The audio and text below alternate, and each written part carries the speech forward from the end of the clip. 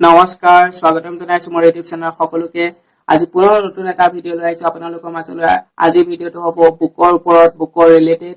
আপোনালোকে হয়তো জানে মই কিছুমান ভিডিঅ আপলোড কৰো বুক আনবক্সিংৰ আজি তেনেকুৱা এখন কিতাপ লৈ আহিছো যিখন কিতাপ পঢ়িলে আপোনালোকৰ যথেষ্ট সহায় হ'ব আগন্তুক পৰীক্ষাৰ কাৰণে আগন্তুক আপোনালোকৰ যিবোৰ কম্পিটিটিভ এক্সাম আহি আছে বা আপোনালোকৰ চৰকাৰী গভৰ্ণমেণ্টৰ যিবোৰ চাকৰি পৰীক্ষা আহি আছে সেইবোৰ কাৰণে যথেষ্ট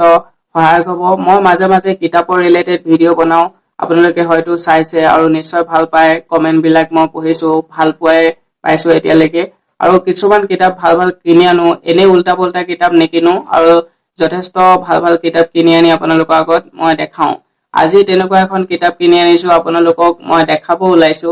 আনবক্সিং ইতিমধ্যে হৈ গৈছে পেকেটৰ পৰা উলিয়াই লৈ যিহেতু এতিয়া আপোনালোকে কিতাপখন প্ৰথম চাই লওক কিতাপখন আপোনালোকে হিষ্ট্ৰী অফ মডাৰ্ণ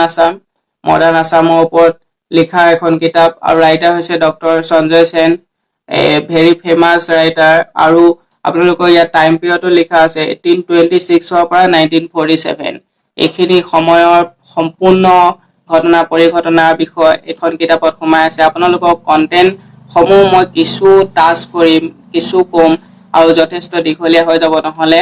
আৰু কন্টেন্টটো লাগিলে মেসেজ কৰিব পাৰে মই মেসেজত আপোনালোকক কন্টেন্টটো ফটো মাৰি দিম তেতিয়া আপোনালোকে ভাল পালে কিনি ল'ব পাৰিব আৰু কিতাপখন মই কৈছোৱে যথেষ্ট ভাল আপোনালোকক মই ইয়াত আৰু আমাৰ কোৰ্ছৰে হয় কিতাপখন সেইকাৰণে ললো মই আৰু বেছি ভাল পালো আপোনালোকে চাওক ইয়াত কন্টেন্টটো প্ৰথম লিখা আছে ইউনিট 1 ত আছে আপোনালোকৰ political condition in Assam on the eve of the British ৰুলৰ সময়ত অসমৰ যি ঘটনা পৰিঘটনা সেইসমূহৰ কথা আছে তাৰ পিছত ইউনিট 1 ৰে 1.02 অৰ্থাৎ সেকেন্ড চেপ্টাৰৰ establishment and consolidation of the British rule reforms and reorganization David Scott Jenkins and Robertson annexation of Lower Assam David Scottor কথা আছে Jenkinsৰ কথা আছে Robertsonৰ কথা আছে a very simple language ৰ লিখা এখন কিতাপ গতিকে আপোনালোকৰ বাবে যথেষ্ট সহায়ক হ'ব আৰু ধুনীয়া ভাষাৰে লিখিছে মানে সহজ সৰলতাৰে কিতাপখন আপোনালোকে বুজিব পাৰিব যে টান ল্যাঙ্গুৱেজৰ এখন কিতাপ নহয়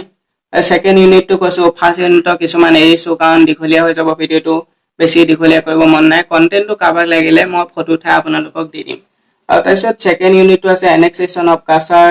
প্ৰথমটো আছে প্ৰথম চেপ্টাৰ তাৰপিছত সেকেন্ড চেপ্টাৰটো আছে the Khamti and the Singpho rebellion Khamti rebellion Singpho rebellion তাৰ পিছত আছে ইউনিট 3 আছে land revenue measure and peasant uprising in 19th century Assam land revenue and land settlements ৰ বিষয় আছে তাৰ পিছত আহি গলো ফৰ্থ ইউনিটত আছে আপোনালোকৰ governments of India 1919 dyarchy on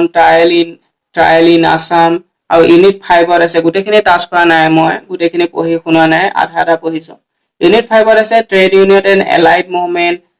first 2 আৰু সেকেন্ড আছে Congress and provincial politics in Assam এই সমূহৰ কথা আছে তাৰপিছত আছে থাৰ্ড নম্বৰ চেপ্টাৰত আছে migration line system and its impact on politics in Assam গতিকে আপোনালোকে কন্টেন্টৰ কিছু কথা শুনোতে আপোনালোকে বুজি পাইছে যে কেনেকুৱা এখন কিতাপ হ'ব আপোনালোকৰ আগন্তুক পৰীক্ষাৰ বাবে গতিকে আগন্তুক পৰীক্ষাৰ বাবে এখন কেইলক ভাল হ'ব আসামৰ ওপৰত সহজ সৰল ভাষাৰ এখন হাতপুথি যিখন পঢ়িলে আপুনি সহজতে বুজি উঠিব আৰু পৰীক্ষাৰ বাবে প্ৰিপেয়াৰ হ'ব পাৰিব গতিকে এখন কিনি লওক আৰু ডেসক্ৰিপচনৰ লিংক থাকিব বাৰু ডেসক্ৰিপচনৰ লিংকৰ পৰা আপুনি পাৰচেজ কৰি ল'ব পাৰিব ধন্যবাদ শুভৰাত্ৰি